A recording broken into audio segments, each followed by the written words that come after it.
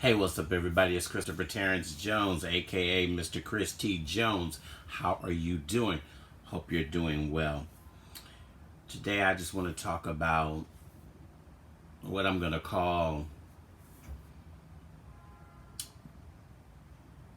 I guess the best way to say it is the new MO for white people is to call the police now when something goes wrong. So we all know that in Pennsylvania, Philadelphia, Pennsylvania, PA, born and raised, Will Smith, there was the Starbucks situation. And I don't want to make light of it, so don't take it that I'm making light of it. The two young men were waiting for a person that they were meeting to come meet them, and they sat down in Starbucks, and the young lady called the police, and they were arrested for no reason, basically while sitting black. Now, once one thing comes up, so many other things begin to appear. So now there were some ladies who are golf players. I don't know about golf, so I don't want to mess it up. So I'm going to read as much as I can so that you get the gist of what I'm saying. So the women were asked to leave the golf course at the Grandview Golf Club, and they took cell phone video of the situation that happened. And basically what happened is the Sisters in the Fairway, which is the name of the group of the women that have a golf club, there was 5 of them. They had gotten permission, because I guess you can only have 4 on a team at the time, but it was 5 of them, so they had gotten special permission so that they could play the course together. This was their first time playing the course. They say by the time they reached the second hole, they were approached by a guy named Steve Chronister, who helps his son Jordan run the golf club. Steve allegedly told the women they were holding up the pace, which is a violation of the Cubs' policy. He was saying how we were playing too slowly, and I was saying we weren't, because we were playing ready golf. And we were doing as required, which was keeping the front group in our sights, said Sandra Thompson, another member of the Sisters in the Fairway. The women say they finished the first half of the game in under 2 hours, which is below the average time. It was at that point, though, when they say things escalated.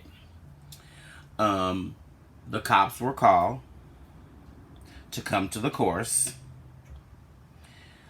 The cell phone video that's out also confirms the club owners were telling the women to leave. The women say they were offered a full refund for their memberships. However, they say they weren't going to just take the check without answers.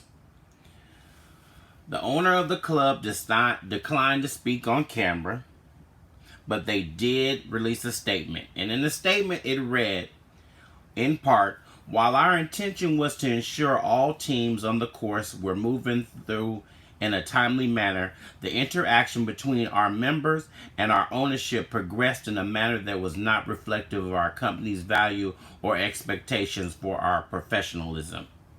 So basically where we are right now is that, I'll say this first. I used to always say, and I'm still going to say this, support black. Support black businesses. Stop going to places where they don't want you. Support black. And I'll use a perfect example from me why it's also hard to support black. There is a black woman here in the Bay Area, Northern California, who is a vintner, or who makes her own wine. And I spoke to the woman at an event. She gave me so much attitude, as if like she didn't want to be bothered with me, and that she didn't want to have conversation with me. Mind you me, I said that's fine, because I don't have to spend my money for this type of customer service. As the event progressed on, I was later at another vendor who was one of the vendors that I'm actually a member of. And if you know me, I'm a member of 11 wine clubs. And I support my wine faithfully. And I spend my money on that. I have no kids, so I can pay for my wine. But the lady found her way to that vendor, and then once she saw that I was interacting with them and they were having conversation with me and people knew who I was because of me being a member and in good standing, she wanted to then have conversation with me and talk with me, and I was just like, I'm not feeling you right now. So that's why I say sometimes it's hard to support our African American businesses because they come off as being unprofessional, not having great customer service skills. Well, golf is a hard one to do because there's very few, if there is, I don't know, and maybe you guys can leave it in the comments section, if there's a place where there's a golf course that's owned by somebody black. But these ladies got the police called on them because of playing at a place where they really don't want you. And if you watch the video, you see the white man, and I think I'm not sure how to pronounce his last name, but his name JJ or whatever. He is telling the woman to leave. The other guy is saying, "Oh, don't get on the camera because that's what she does." Well, that's not what she does. She's not a reporter. She's not a blogger. That's not what she does. So you basically really just lived up to the point that you didn't want them there. And I always thought in golf, if someone is going too slow, you can play through. I thought that's what it's called, but I don't know. But where we are right now, it seems that when white people are upset with what African Americans are doing, they call the police. And until we begin to realize that we have to step up and change the way we interact with police, we need to get to the point where we have to make our voice heard on a different level. We have not gone down and said to the politicians and to the Senate committee and to the people that are making the policy that this has to change. We keep making videos. Everybody makes a video. They don't care about the videos anymore.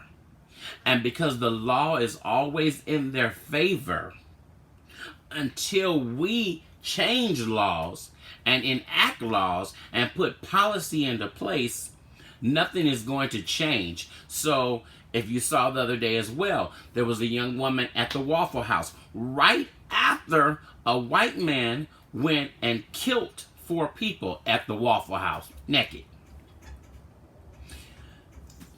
There was a young lady in there who was asking for utensils to eat her food, and they told her that it was an additional 50 cents.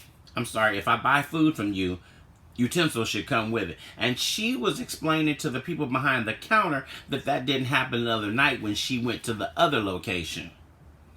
They called the police on her. And as you watch the video of that, the cop threatens to break her arm. Waffle House has stood behind the police. At what point is it ever all right for you to tell somebody, I'm going to break your arm, and you're being recorded? That shows that the officers do not care when it comes to African Americans. I don't know how much more has to be given. And this is to the African American community who sits back and does nothing. You don't want to vote. You don't want to participate in the world. All you want to do is sit back and say, that's not my problem. That's not my problem. We have to support each other. We have to pull together. We have to be strong as a unit. If we're not strong as a unit, who is going to help us? If we can't help ourselves, who's coming along to help us? It still goes to show, just like, here's the perfect example too, Black Panther. I've met black people that have not seen Black Panther. One of the most amazing movies of all time that shows African Americans in a good light, and you don't go out and support it? Well, don't want to do that. I don't want to do that. I'm just giving them money. You just give money when you buy weed from the weed man. You just give money when you buy cigarettes. And it doesn't go back into you. It doesn't go back to your community to help you. So, stop with the asinine responses. We have to come together. We must come together. Otherwise, we are going to continue to see the situations happen where the cops are called. And you don't have to be at a white establishment. You could be at a black establishment, because we have some black people in the community that will call the police on our own for something stupid. But you'd rather get on YouTube and see a fight video with a bunch of people fighting each other, and that's all the highlight that you want to see. We give them millions of views, and nobody's getting educated, and nobody is getting any idea of how to change the outcome of what's happening in the world right now. And yeah, partly because African Americans didn't vote. 11% of African Americans came out to vote. That's why we have Donald Trump in office. And half of you didn't vote also because you said Hillary Clinton and Bill Clinton owned jails. Fake news. And what you say, they put more black men in jail than anybody else. Fake news. The only person that can put you in jail is you. If you are an upstanding citizen, you go to work, you do your job, and you're not out in trouble, 90% of the time, you're not going to jail. Now, there is that percentage where sometimes you end up in jail. Yes, it does happen for just nothing, because you got racially profiled. But racially profile could be changed if you got up and voted and said, let's make some laws to pass this where there is no racial profiling. So the new trend, and I need you guys to understand this, is call the police. Too many black people, we're going to call the police. They talk back, we're going to call the police. So remember that when you're having interactions with people. And remember how we got to this situation is by you not making your voice heard, you not doing anything to help the community, and you standing there just being a part of going along with the flow. It's your boy Christopher Terrence Jones. I hope something I said can inspire you. Comment, let me know what you think. Feedback always helps, because we have to start dialogue. Make sure you subscribe, make sure you share, make sure you like. I'm out. Peace.